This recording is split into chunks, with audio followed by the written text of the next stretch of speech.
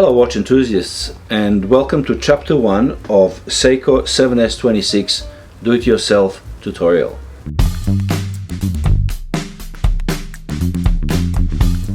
Nick, for those who may be watching who don't know what the Seiko 7S26 course is, what is the course and why was it started? Well, the course started in 2011, which is almost 10 years ago, as an online tutorial. It was intended for people like you, basically, watchmakers apprentices, but also to hobbyists and watch collectors. We wanted to give you all an opportunity to see how the watch looks like from inside, and we decided to pull a Seiko watch apart and record that as a tutorial. Why Seiko 7S26 movement? Well, Seiko 5 is one of the best known Japanese watches and testimony to Japanese horology. It is robust, it is reliable, repairable watch, heaps of spare parts still available, and it's also a choice of watch that watch enthusiasts like to modify. So yeah, ticks all the boxes. There's a group on groups.io, I think, that everyone who's participating in this course can go to and sort of interact. Yeah, we have over 200 members already, and these are watch enthusiasts, students who like to stay in touch, and the group is a place to ask questions and get answers to specific techniques, tools, and yeah, help in general. You should join. I should. Well, this is chapter 1 of a multiple sort of video series. What will we be doing today? Today we are starting with disassembling the movement while taking a mechanism out of case, then removing dial and hands, and getting ready for further disassembly of a calendar. Let's get into it.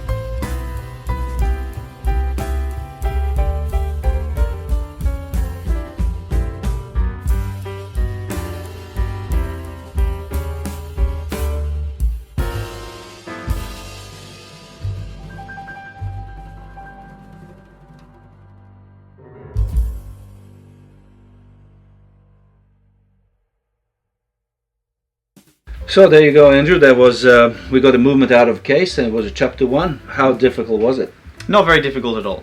I think the most challenging thing will be removal of hands, but as long as you make sure your dial is adequately protected with the plastic and your claws are going completely underneath the lowest hand, because you will be removing all 3 at the same time, as long as you make sure of those 2 main things, you should not have an issue.